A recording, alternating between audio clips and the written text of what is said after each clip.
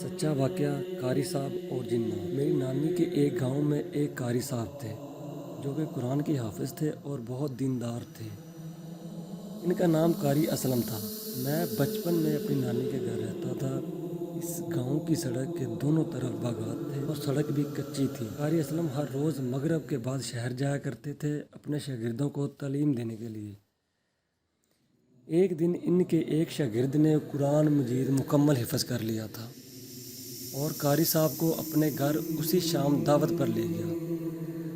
قاری صاحب ہر روز مغرب کی نماز کے بعد چلے جاتے اور عشاء کی اذان سے پہلے واپس آتے تھے، مگر اس دن وہ اپنے شاگرد کے گھر چلے گئے۔ رات عشاء کی نماز وہی ادا کی۔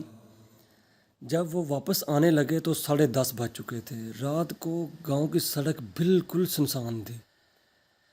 قاری صاحب اپنے سائیکل پر آ رہے تھے۔ انہوں نے باغات میں جنات کی شادی کا منظر دیکھا۔ وہاں کے جنات کے گھر دیکھے جو کہ بہت پرانے انداز سے تعمیر کیے ہوئے تھے۔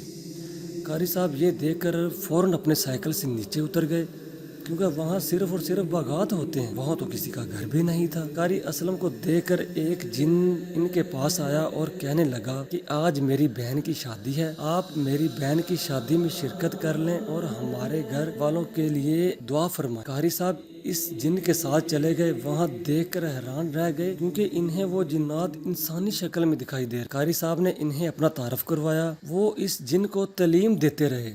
انہوں نے یہ بات بہت سے لوگوں کو بتائی مگر کسی نے ان کا یقین نہ کیا۔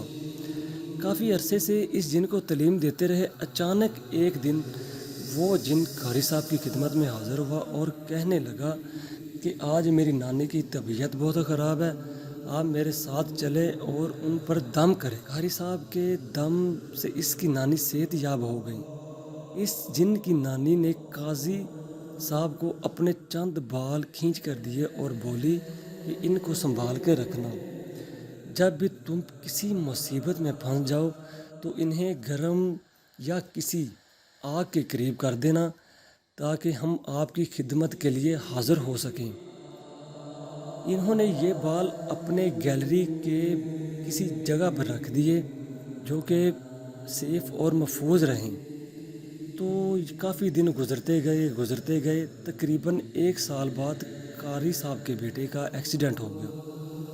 ڈاکٹر نے کہا کہ آپ کے بیٹے کا بچنا بہت ہی مشکل ہے، آپ 5 لاکھ جمع کروا دیں تاکہ ہم اس کا علاج کر سکیں، مگر یاد رہے اگر آپ کے بچے کی بھی جان جا سکتی ہے۔ قاری صاحب بہت پریشان ہوئے اور فوراً گھر واپس آئے اور بال ڈھونڈنے لگے۔ وہ گیلری پر چڑھے تو بال اس جگہ موجود ہی نہ تھے، تو انہیں بہت ہی زوردار جھٹکا لگا اور وہ گیلری سے منہ کے بل نیچے گر پڑے۔ قاری صاحب بے ہوش ہو گئے۔ جب انہیں ہوش آیا تو ان کا بیٹا دنیا سے جا چکا تھا۔ جنات نے انہیں بہت سی تکالیف پہنچائیں اور انہیں پاگل بنا دیا۔ قائرین، یہ ایک سچا واقعہ ہے۔ یہ واقعہ بتانے کی خاص وجہ یہ تھی کہ کچھ لوگ ابھی تک یہ یقین نہیں کرتے کہ جنات ابھی موجود ہیں۔ مزید ایسی ویڈیوز کے لیے ویڈیو کو لائک، شیئر اور چینل کو ضرور سبسکرائب کریں۔